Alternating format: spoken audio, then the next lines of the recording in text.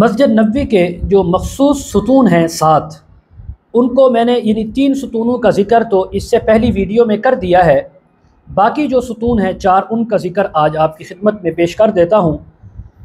اگلا جو یعنی چوتھے نمبر پر ستون ہے ستون سریر، یہ وہ ستون ہے کہ حضور نبی کریم صلی اللہ علیہ وسلم اعتکاف یہیں بیٹھا کرتے تھے، اور آپ کے آرام کرنے کے لیے جو بچھونا بچھایا جاتا تھا، بستر، وہ بھی اسی ستون کے پاس ہوتا تھا۔ سبحان اللہ۔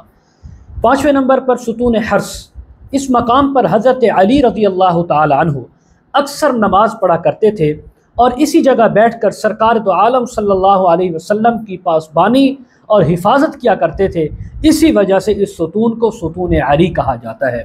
6 نمبر پر ستون وفود، اس جگہ حضور علیہ السلام سے باہر کے جو وفود آتے تھے ملاقات کرنے کے لیے، مذاکرات کے لیے، وہ اسی ستون کے پاس حضور بیٹھ کر ان وفود کے ساتھ ملاقات بھی کرتے تھے، بات چیت بھی کرتے تھے۔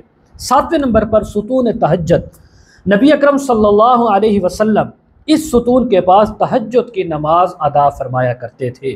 یہ تمام ستون مسجد کی اس حصہ میں ہیں جو مسجد حضور علیہ السلام کے زمانہ میں تھی۔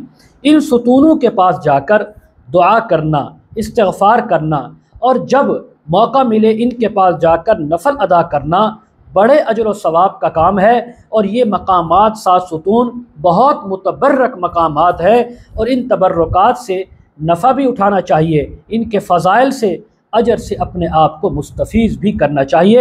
اللہ تعالی ہم سب کو یہ توفیق عطا فرمائے۔